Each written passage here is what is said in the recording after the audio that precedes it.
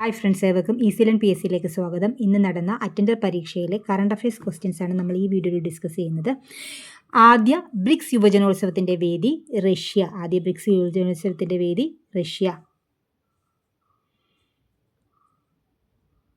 Next question, ഇന്ത്യയിലെ ആദ്യ digital greenfield വിമാനത്താവളം സ്ഥിതി ചെയ്യുന്നത് നവി മുംബൈ.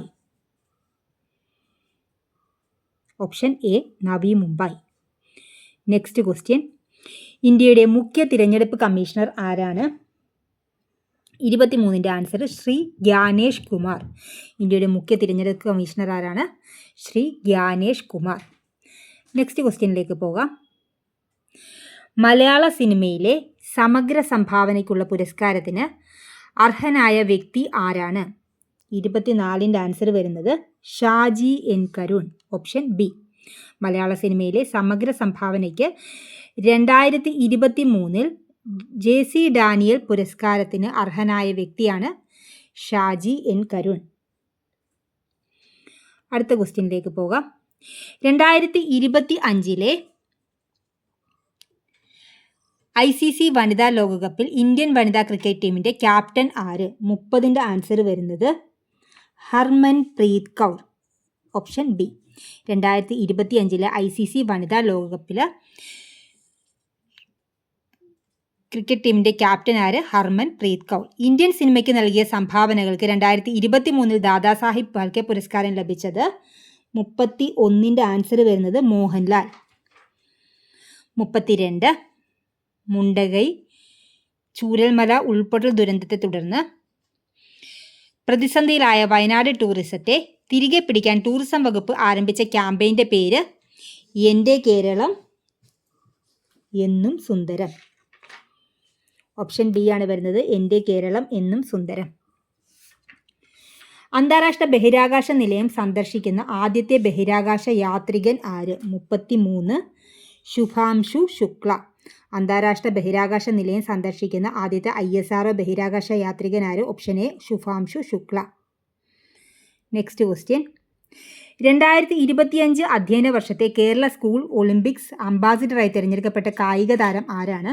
42 സി ആണ് സഞ്ജു സാംസൺ. 2025 അധ്യയന വർഷത്തെ കേരള സ്കൂൾ ഒളിമ്പിക്സിൻ്റെ ബ്രാൻഡ് അംബാസിഡറായി തിരഞ്ഞെടുക്കപ്പെട്ട കായിക താരം ആരാണ്? സഞ്ജു സാംസൺ. കേരളത്തിലെ തദ്ദേശ സ്വയംവകുപ്പ് മേൽനോട്ടം വഹിക്കുന്ന സംരംഭങ്ങളും അവയുടെ ലക്ഷ്യങ്ങളും ചുവടെ നൽകിയിരിക്കുന്നു. ഓരോ സംരംഭത്തിൻ്റെയും ലക്ഷ്യത്തെ സൂചിപ്പിക്കുന്ന ഓപ്ഷൻ കണ്ടെത്തുക. 38ൻ്റെ ആൻസർ വരുന്നത് സി ആണ്. അപ്പോൾ നോക്കാം ഏതൊക്കെയാണ്. 38 സി ആണ് വരുന്നത്.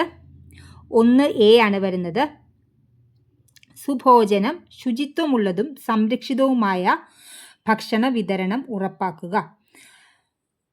2 ആശ്വാസ്, ഡി ആണ് വരുന്നത് വൃക്ക രോഗികൾക്ക് സൗജന്യ ഡയാലിസിസ് ചികിത്സ. 3 ബി ആണ് വരുന്നത് ഇനി ഞാൻ ഒഴുകട്ടെ, നീർച്ചാലുകളുടെ ജനകീയ വീണ്ടെടുപ്പ്. പച്ചത്തുരുത്ത്, തരിശു സ്ഥലങ്ങൾ കണ്ടെത്തി സ്വാഭാവിക ജൈവ വൈവിധ്യ പ്രദേശങ്ങളാക്കി മാറ്റി സംരക്ഷിക്കുക. അപ്പോൾ ഇതിൻ്റെ ആൻസർ വരുന്നത് ഓപ്ഷൻ സി ആണ് സുഭോജനം, ശുചിത്വമുള്ളതും.